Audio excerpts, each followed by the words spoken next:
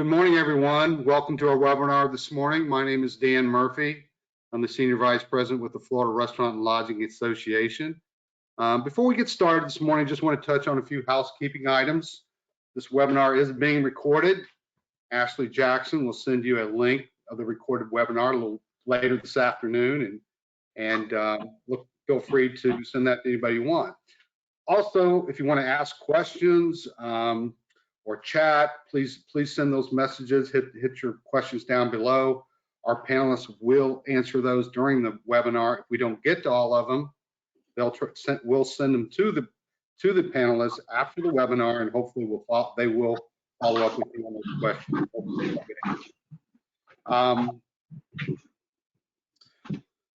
Well, also, if you're interested in these types of webinars, the Florida Restaurant and Lodging Association, just go to frla.org, hit webinars. We have over 27 types of webinars on the webinar screen there. Feel free to jump into those anytime. If there's a webinar you'd like for us to do, please send it to Ashley Jackson. She'll send you an email this afternoon, say, look, why don't you do a webinar and such? We're here to help you out, the Florida Restaurant and Lodging Association.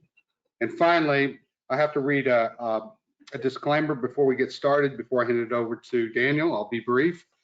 FRLA is working hard to make useful information available to hospitality partners as you make critical decisions for your company during these difficult times. We're not encouraging you to use a particular firm or pursue a particular course of legal action. Our efforts are only for informational and educational purposes. You must evaluate the needs of your business and hire service providers that best suit your needs. However, we do hope you can partner and do business with our other FRLA members whenever possible to support our organization. Daniel, are you ready? I'm going to turn this over to you. I'm going to turn this over to Daniel Benavides. Thank you.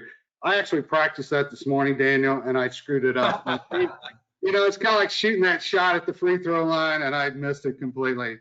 Daniel, I'm going to hand it over to you, and I'm going to have you introduce your guest. But before you start, before you hand it over to your guests or your panelists, just tell me a little bit about your firm and what you do, and then you're ready to go. Thank you.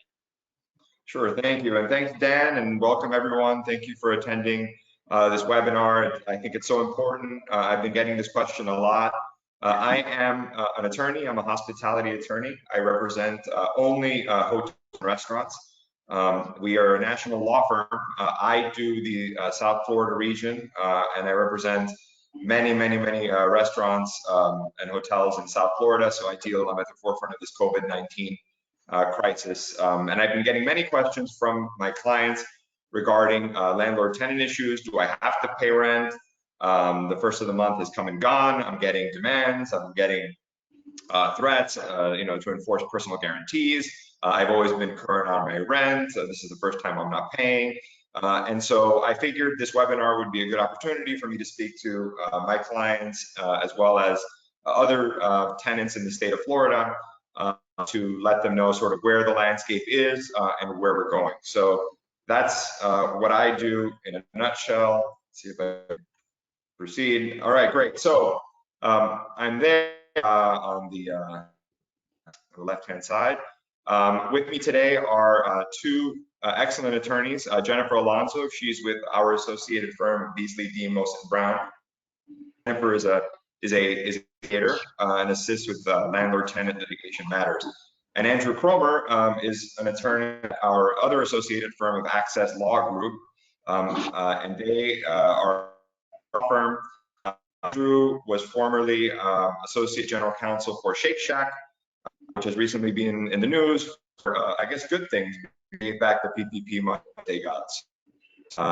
So Andrew was formerly with Shake Shack, and we're lucky to have him with us here to help and assist.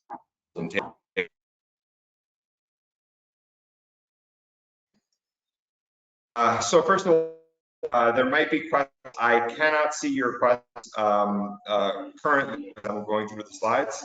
At the end, if you can save your questions to the end, with them at the end. Also, your questions might be as I go through this. So we will start with the, to understand really what I'm going to talk about today, we need to understand the way things were before this COVID crisis. happened.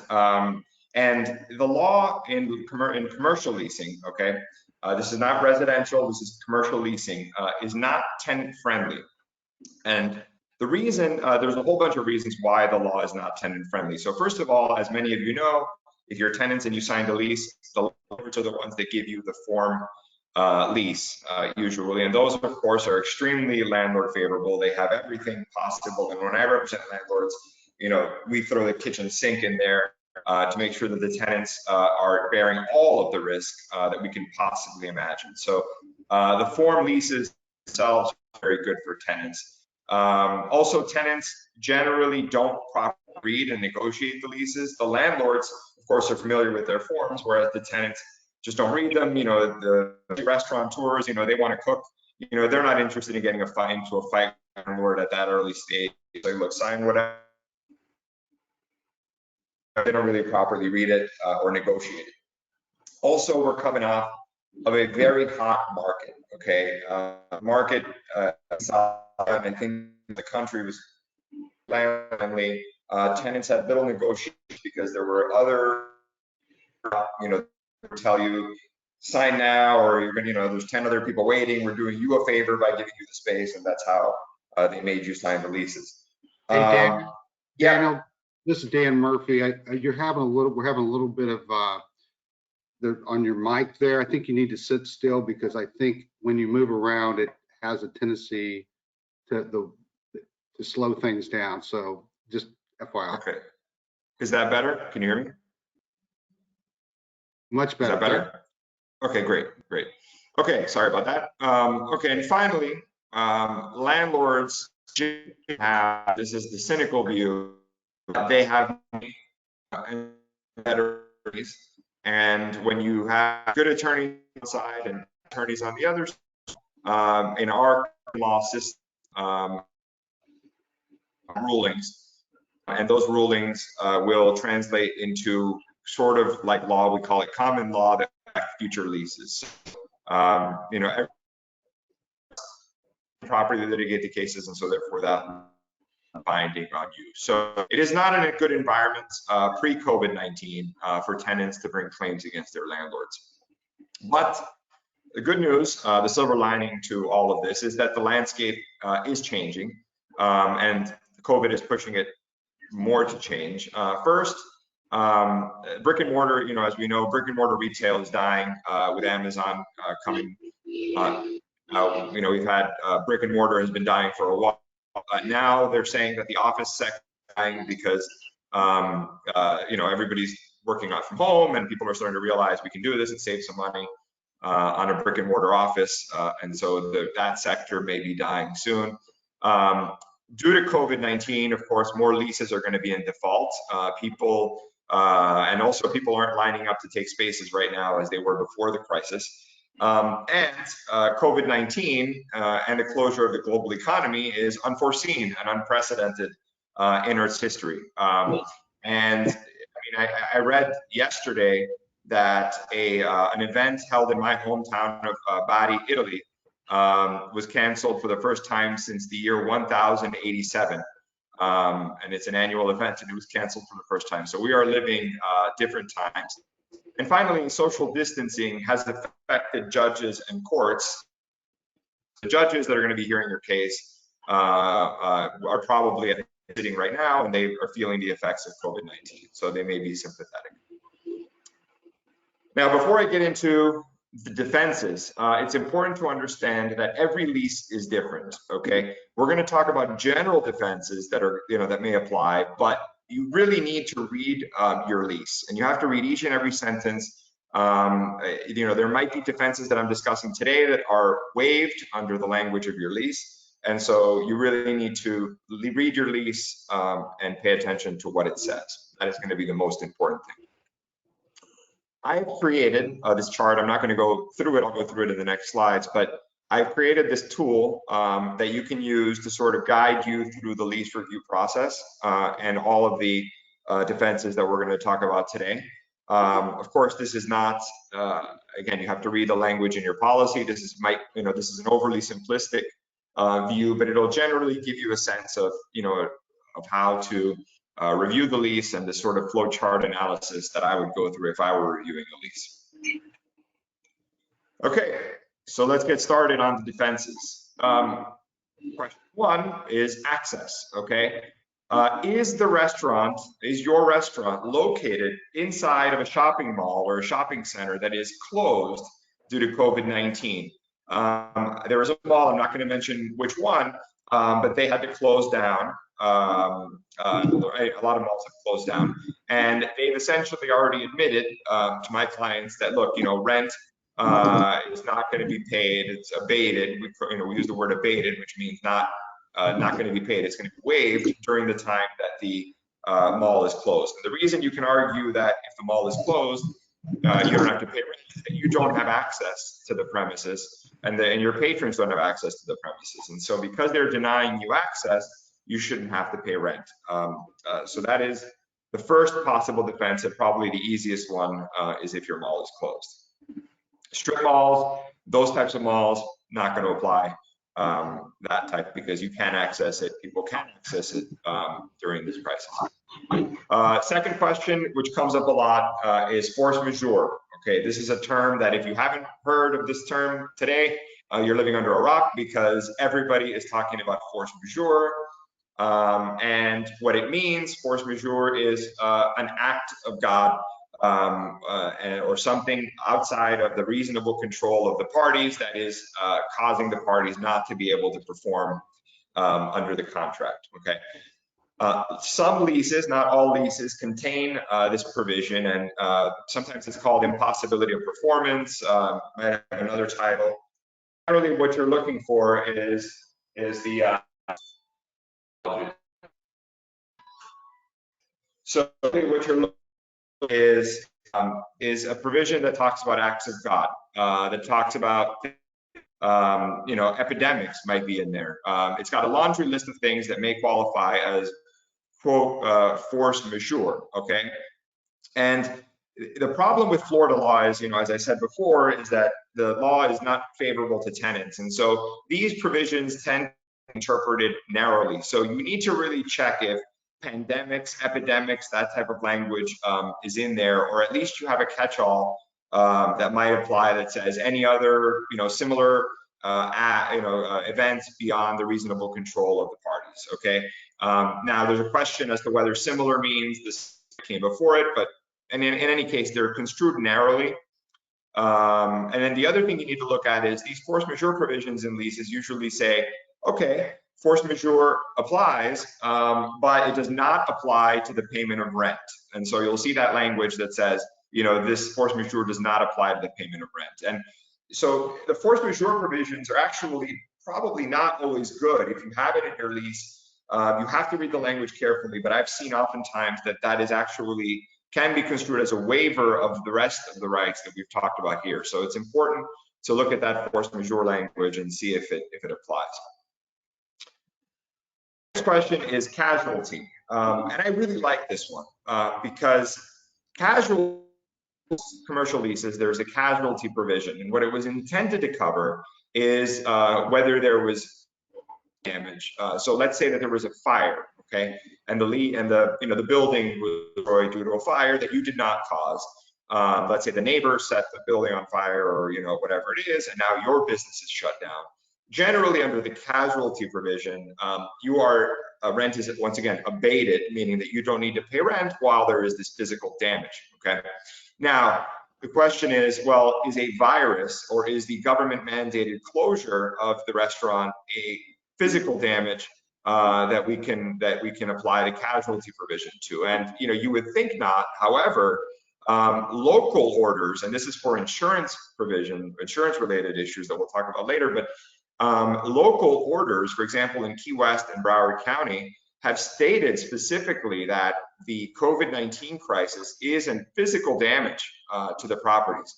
And in that case, we may argue, and I think you're going to see new arguments popping up, that the casualty provision allows you not to have to pay rent during this event of COVID-19 closure. So it's an argument. It has never been made before, so I'm not going to say that it will work, but it is a potential argument that can be made, and I really like this one.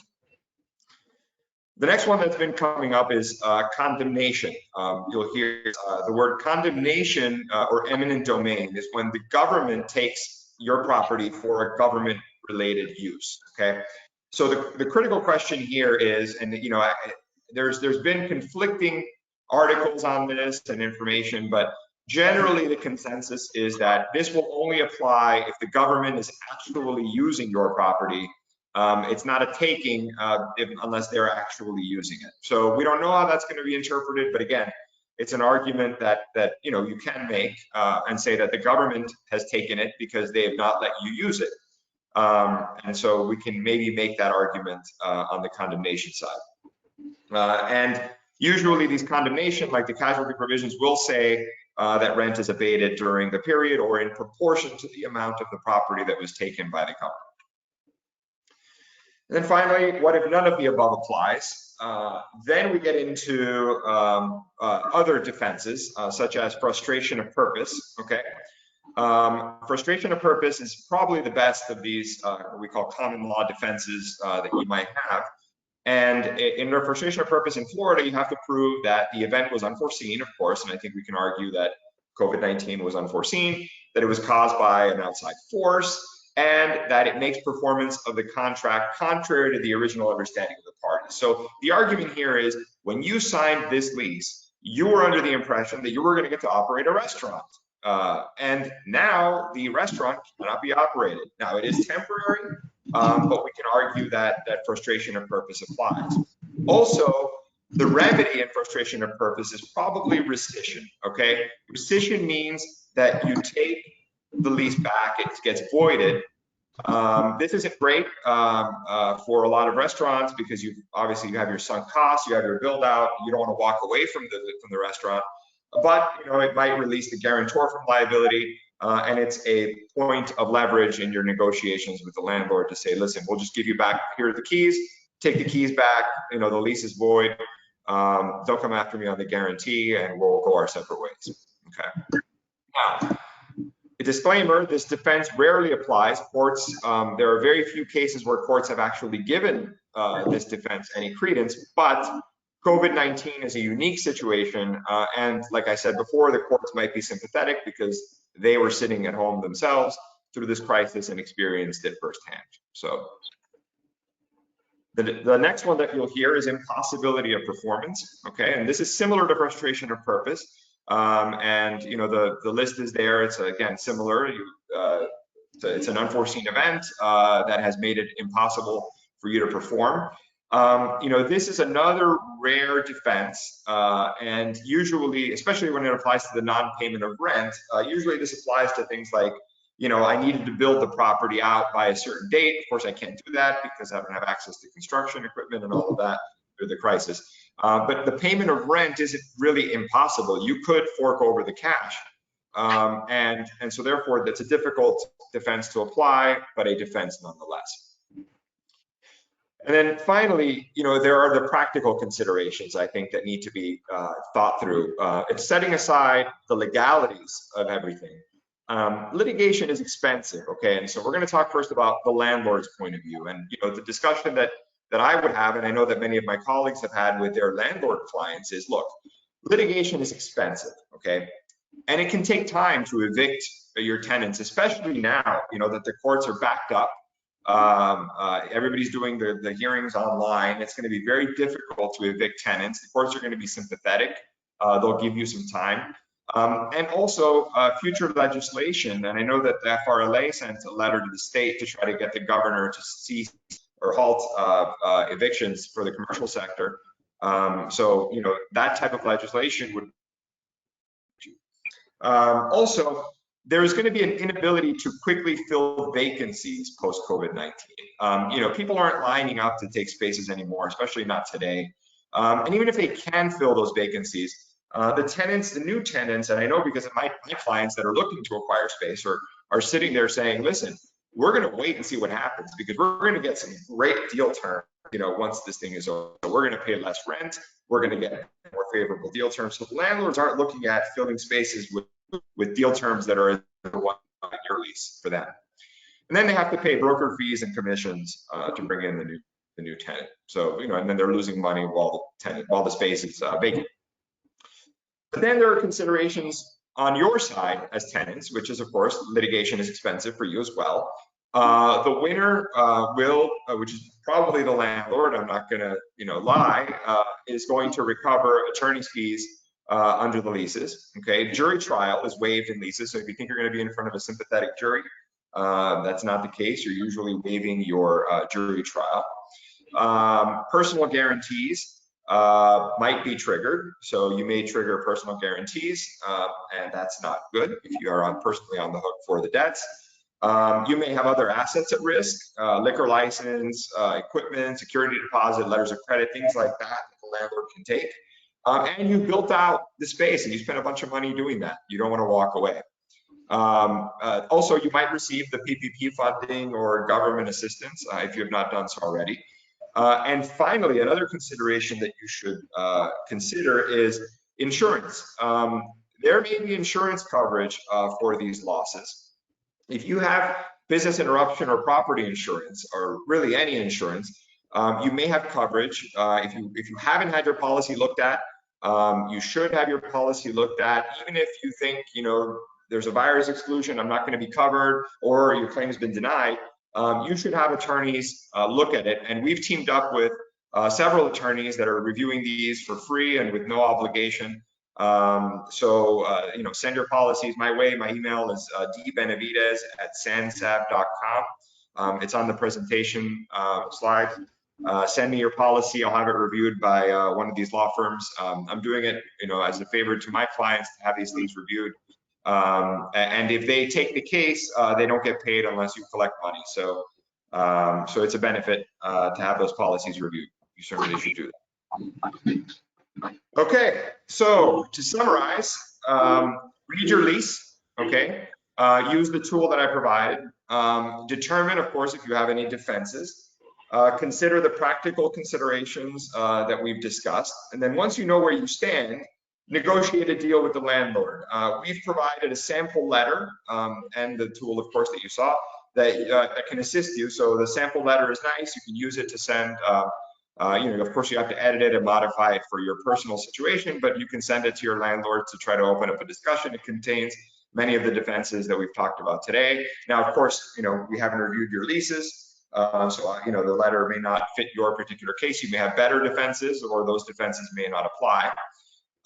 If you need assistance reviewing your lease, we're offering to review your individual leases. We're doing this for a $500 fixed fee. And you can send your leases to me, of course, subject to a conflict check to make sure I don't represent your landlords. But we can review your leases for a $500 fixed fee. Now, me reviewing your lease doesn't mean that you will have defenses in addition to what we've discussed, but it can be helpful, and I'm offering it. It's not a big money maker, but it's a loss leader, and it might create some goodwill. So that is all for the presentation. We will open now to questions. Yes. You had come up earlier. Someone wanted to know if a copy of the presentation will be sent to attendees via email. I know that this session is being recorded. Yes, the answer is yes. It's Dan Murphy. Ashley Jackson will send the recorded webinar as well as the presentation. And there was another question. I started giving an answer here too. So Rosangela wanted to know, can state's executive order be considered a force majeure? And so I told her that would obviously depend on the wording of her force majeure clause itself. But do you want to add anything to that? Yeah, so civil authorities, government closures, that type of stuff. Yes, it would probably fit under the force majeure. That's a very good question. If it says government authority, or something like that, that would fall under the force majeure provision. If your force majeure provision says government authority, and they usually do. Pandemics, epidemics, we don't see as much, but that type of language you do see. But again, in leases, you'll see that instance in that provision will say, but this doesn't apply to the payment of rent. And that's sort of like, you're sort of waiving it. At that point, it can be construed as the parties agreed that if government closure, of rent will still go on, right? So that's why I'm saying those provisions aren't necessarily good. Maybe you don't want to argue within that. All right, next question. What concessions have you seen landlords give to restaurants? I've seen the gamut, and that's a good question too, is the practical perspective. As I said, the ones that are malls, even some big malls, I'm not going to mention which ones, but some big malls have given my clients basically admitted, look, we're closed, so you don't have to pay rent. That's great. The strip malls, standalone properties, it runs the gamut. So I've seen the most common is, look, we'll agree to defer rent, or they'll agree usually to apply the security deposit to whatever whatever's owed during this period, and then we'll talk about replenishing the deposit later. So that's or they'll defer rent, which is different from an abatement. Deferral means you pay the rent at a later date over time. Those are the two most common scenarios that I've seen. I've seen some landlords agree to abate a portion of rent. So they'll say, look, we'll do 50%. Just pay me 50% and I'll forgive the other 50, or just pay me the CAM and the taxes and all my expenses and I'll forgive the rest. So I've seen that. And then I've seen the other side, which are the bad landlords that just will, say, no, pay the rent on time or I'm going after you for your personal guarantee and your lease. So runs the gamut. Yeah, I've seen a lot of the rent deferrals as well, and amortized over like the remaining life of the lease. So it's not like a lump sum payment right away. It's sort of spread out. I think the practical considerations are so important here, because at the end of the day, nobody wins with empty retail space, bottom line. So, it's a tough conversation to have with your landlord and you're sort of playing chicken a little bit. But the reality is if, you are evicted and he or she has empty retail space, I mean, good luck trying to get fair market value as to what you paid 2 years ago versus what they perhaps will get, 6 months from now. So, there's no guarantee that the landlord is gonna agree with that logic, but that's the reality. Right. And the landlords that don't do that are shooting themselves in the foot. They want to be, hard, and they want to act like they're very tough, set an example, but the reality is that it's going to hurt them more not to negotiate. And you won't know the answer to this, but is their lender making them pay their mortgage, right? I mean, who knows? If perhaps they're given some deferral on their mortgage payment, then at the same time they'd be unjustly unjustly enriched to take on your rent payment. So there'll be no way to know that, but that's also something to think about. There's an insurance question here. In hotels, what if the business or floors are partially closed? Would insurance cover the loss of business? The business interruption, I'm assuming, is what the question is. Yeah, maybe, like I said, it really depends on the language in your policy. And that's why, we're offering this free review, to let you know what your policy says. So yeah, we're happy to do that. Take a look. It's, it's free, and, the attorneys are willing to take those cases on contingency. And so yeah, send them over and we'll let you know exactly in your situation. But there might be coverage, even if it contains a virus exclusion. So the insurance companies launched on a campaign to disinform people and make them believe that there is no coverage, and we are fighting that battle as well. I'll add one thing, Danny. The important piece in the insurance is submitting a claim, right? Because a lot of times in the policies, there's a time period by which you need to submit the claim to the insurance company. So whether or not you decide ultimately to file a lawsuit, that's one question. But submitting the claim to the insurance company and having them deny your coverage, at least that preserves your right at a later date to file a lawsuit. If in fact there's language in there that says you need to submit a claim within 45 days, and all of a sudden you didn't do it until the 90th day, and down the road, legislation develops to allow you the opportunity to recover something, you might be prejudiced from doing so had you not filed that claim with the insurance company. Correct. And we have a form letter that you can send to put your insurance carrier on notice without waiving your conflicts. So without waiving your rights, I'm sorry.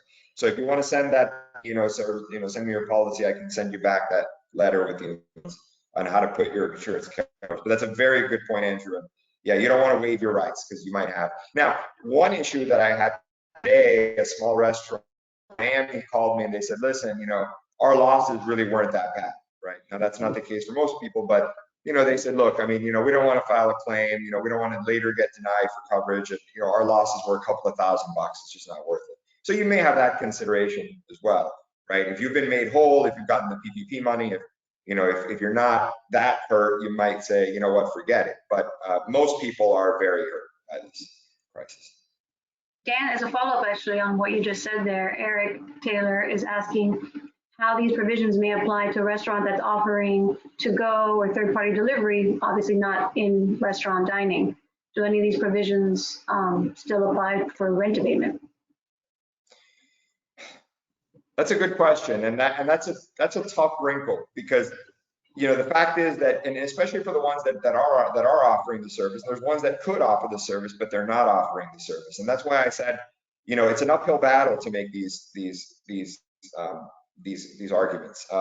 If you could have done, because the law requires generally that you mitigate your losses, right? It requires that you try to make money if you can make money, and so the casualty provision, for example, we'll say, okay, it's only if you can't use the property at all. Now, some casualty provisions say that if there's a partial casualty, meaning that the property is partially damaged, then maybe the rent would be abated in proportion to the damaged portion.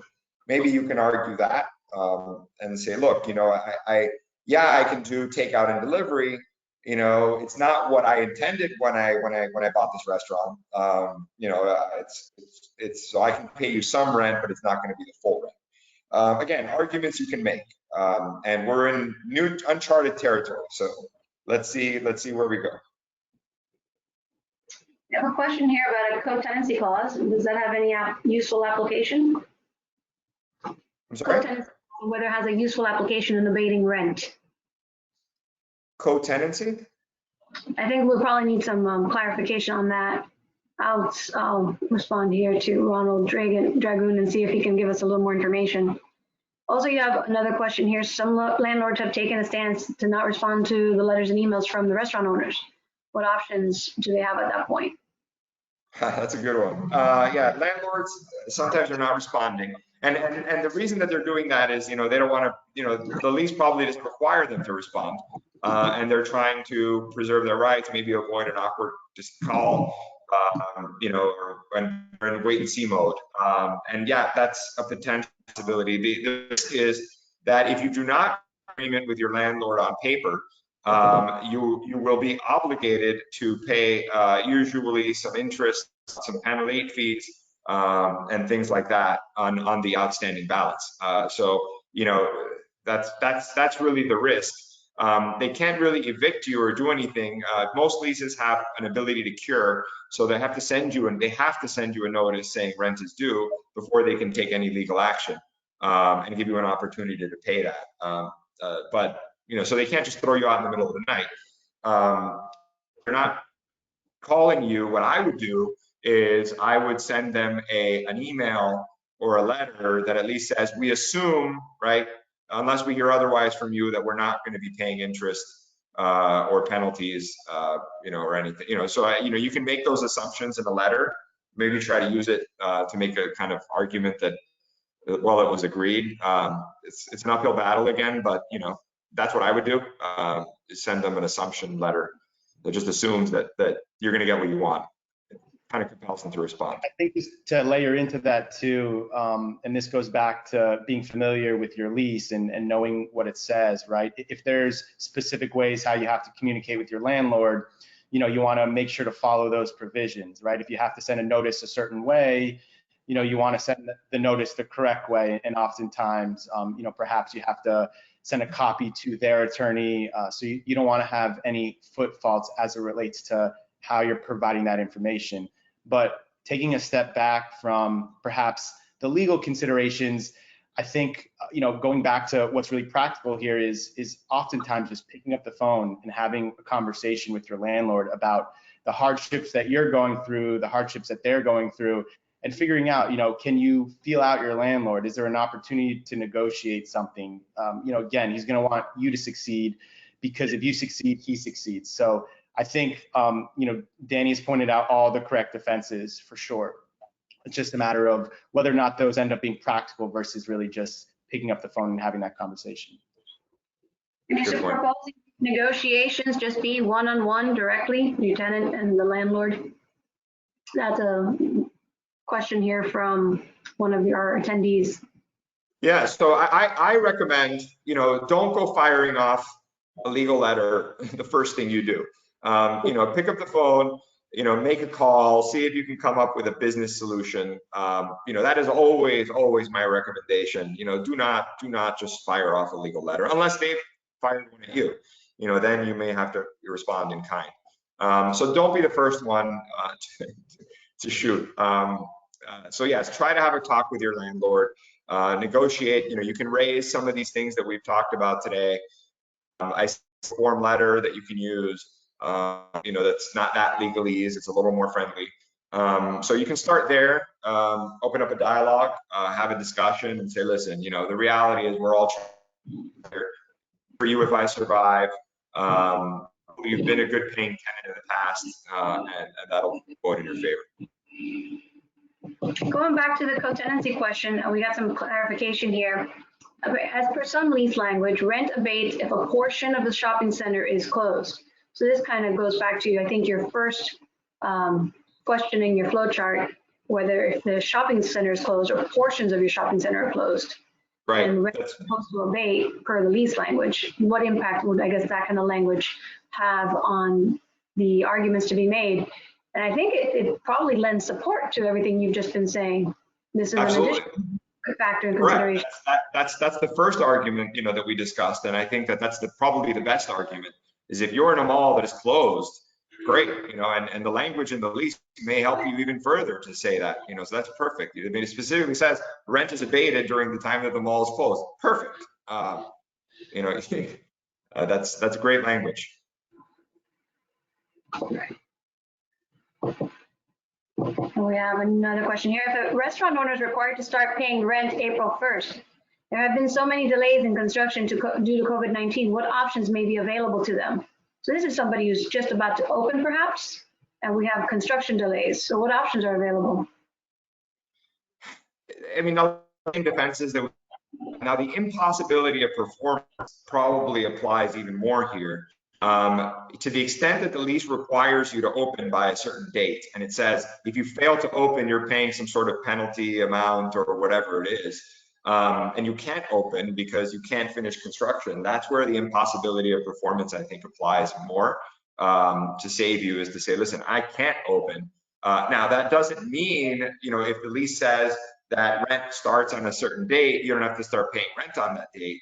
But it may forgive any additional penalties that you may have regarding failure to complete the premises by a certain date. So you might have to pay the rent, but you don't have to pay whatever the amount, whatever the increased amount would have been because you didn't build it out.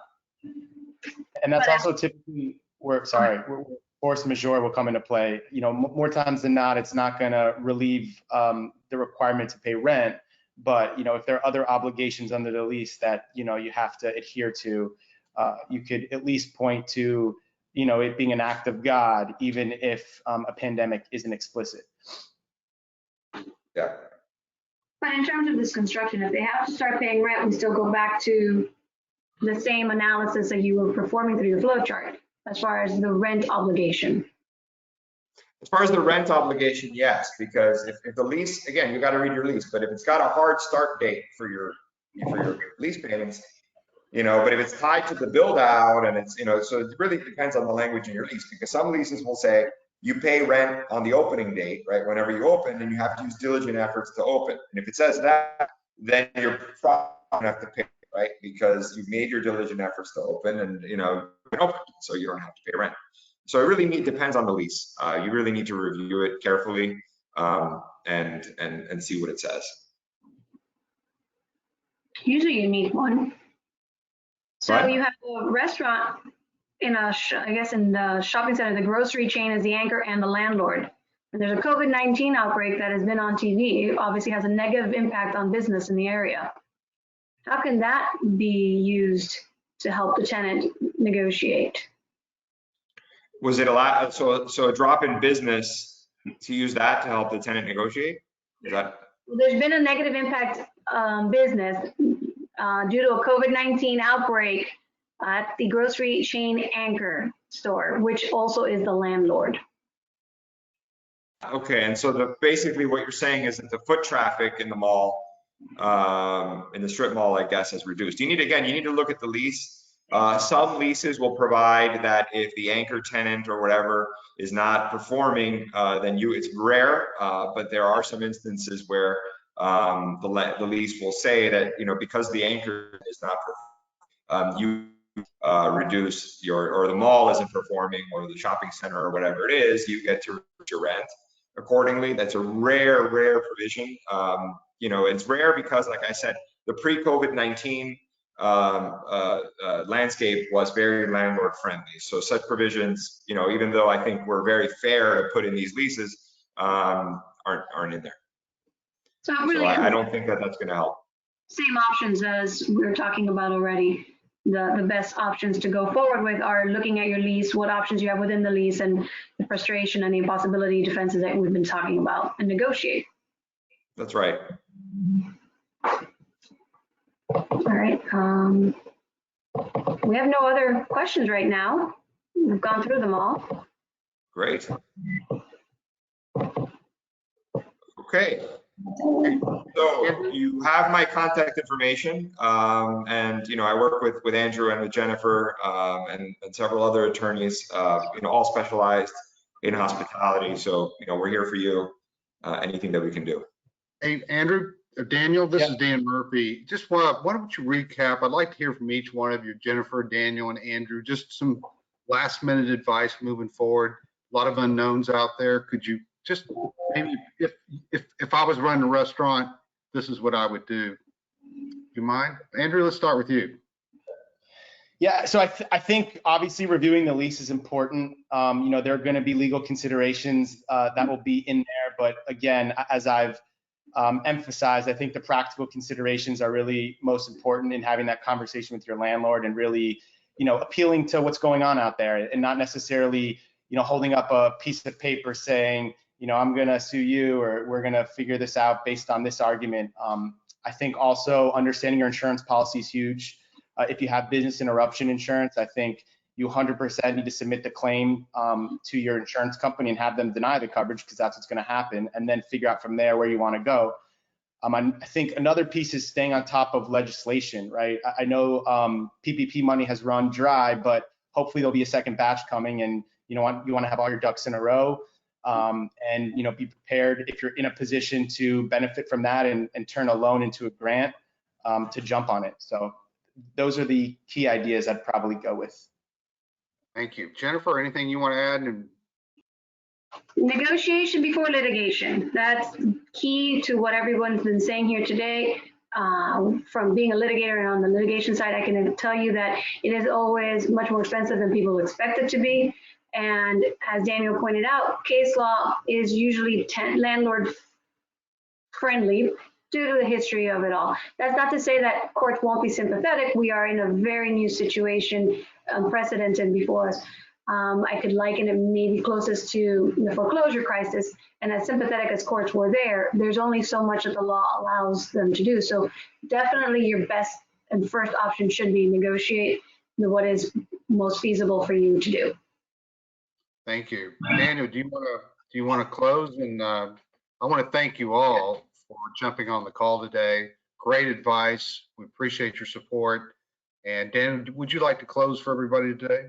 I want to reiterate, what my colleagues said. They're spot on.